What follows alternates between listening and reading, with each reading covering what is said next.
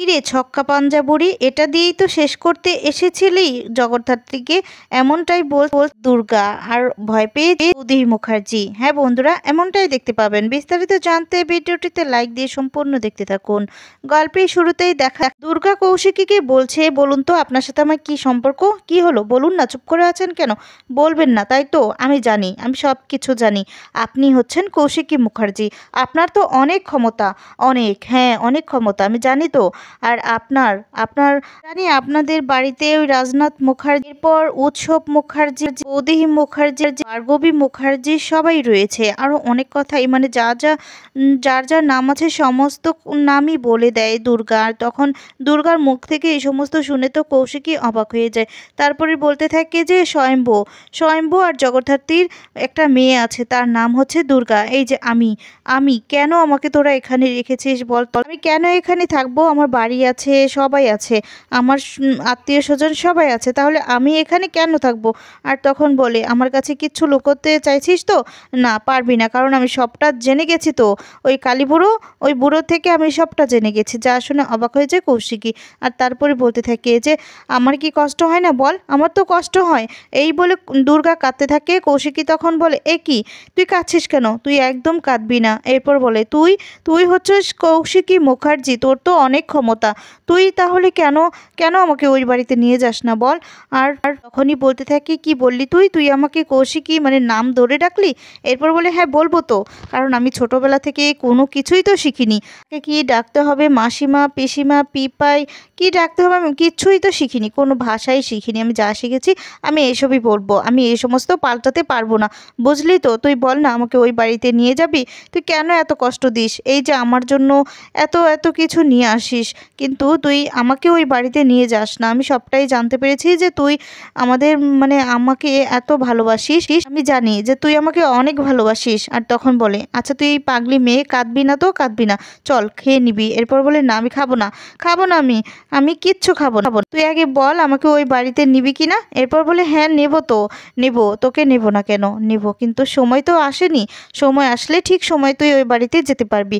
এরপর বলে, না আমি এখনই যেতে চাই। তখন দুর্গা কাঁদতে থাকে আর বলে, যন্ত্রণায়, কত যন্ত্রণায় আমি ছটফট করি জানিস, আমার মাকে আমি কখনো কাছে পাইনি, মাকে ছুতে পারিনি, জড়িয়ে ধরতে পারিনি, মায়ের আদর পাইনি, কারো কোনো আদরই পাইনি, তাহলে তাহলে আমি কতটা ছটপট করেছি আর কতটা কষ্ট পেয়ে বড় হয়েছি, তুই বুঝতে পারছিস কৌশিকী? কি তখন বলে, তুই আবার আমাকে কৌশিকী বললি?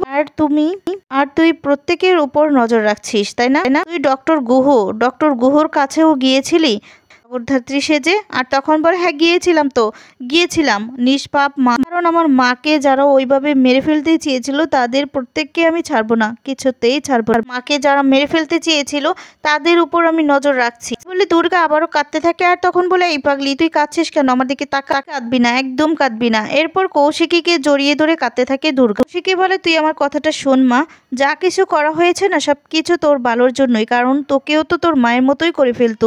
তোকে যদি ওই বাড়ি থেকে না আনা হতো আর তুই যদি এখানে বড় না হতে পারতি, তুই হয়তো দিনই শেষ হয়ে যেতি, তোর মার মতো হয়তো বা ওরা তোকেও শেষ করে দিত। তুই শুধুমাত্র বাঁচানোর জন্যই এখানে আনা হয়েছে, বাঁচিয়েছে কিন্তু তোর দাদু, জানিস তো? আর তখন বলে, হ্যাঁ জানি তো, জানি, ওই বুড়োটা বাঁচিয়েছি, কুমড়ো বুড়োটা আমাকে বাঁচিয়েছি, কালিদা আমাকে সব বলেছিল, ও আমাকে এখানে রেখে গেছে, ওকে ছাড়বো না, আমি ছাড়বো না, কিছুর জন্য ওই কুমড়ো বুড়োটাই দায়ী, ও এখানে আমাকে রেখে গেছে, মায়ের থেকে আমাকে আলাদা করে এখানে রেখে গিয়েছে। কৌশিকী বলে, আস্তে আস্তে কথা বল, দেওয়ালের তো কান আছে, কাঁদবি না, একদম কাঁদবি না তুই। তখন দুর্গা বলে, আমি কাঁদবো, আমি 100 বার কাঁদবো। এই বলে দুর্গা আবার কাঁদতে থাকে। কি রেগে তখন বলতে থাকে, আচ্ছা বেশ তাহলে কাঁদ, তুই কাঁদ। এই কথা বললে দুর্গা তখন কৌশিকীকে আবার জড়িয়ে ধরে কাঁদতে থাকে। তখন বলতে থাকে, আমার মায়ের কাছে আমাকে নিয়ে যাও না, চল না রে কৌশিকী। এরপর বলে, মানে আমাকে নাম ধরে আবারও ডাকলি, তুই আমাকে পাই বলে ডাকবি না? কৌশিকী বলে যে, তুই আমার কাছে যা চাবি তুই সবকিছুই পাবি, হ্যাঁ সবকিছু তোকে দিব। এরপর বলে, একটা জিনিস দিবি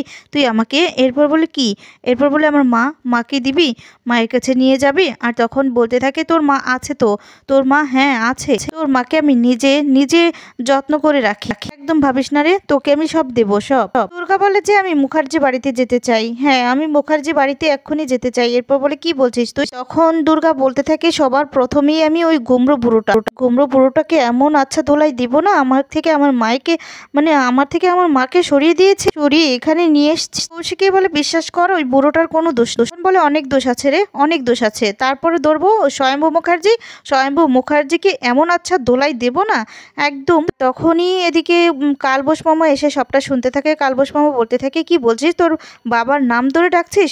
আর তখন বলে হ্যাঁ ডাকছি তো, ডাকবো 100 বার ডাকবো, কেন আমাকে খুঁজে পাইনি, কেন খোঁজ করেনি আমার, আরো অনেক কথাই বলতে থাকে। দুর্গা বলে আমি বাড়িতে যাব। আর তখন বলি তুই এমনটা করিস না তো, পাগলামি করিস না। এরপর বলে যে পাগলামি করছি না, আমি বাড়ি যাব, বাড়ি গিয়ে আমি মায়ের সাথে যেই অন্যায়টা হয়েছে তাদের প্রত্যেককে আমি শাস্তি দেব, হ্যাঁ আমি প্রত্যেককে শাস্তি দেব। আর তখন বলে তুই না রে, তুই পারবি না, কারণ তার একমাত্র সম্ভব হচ্ছে তোর মায়ের পক্ষেই সম্ভব। তোর মা সব পারে জানিস তো, তোর মা অনেক বুদ্ধিমতী।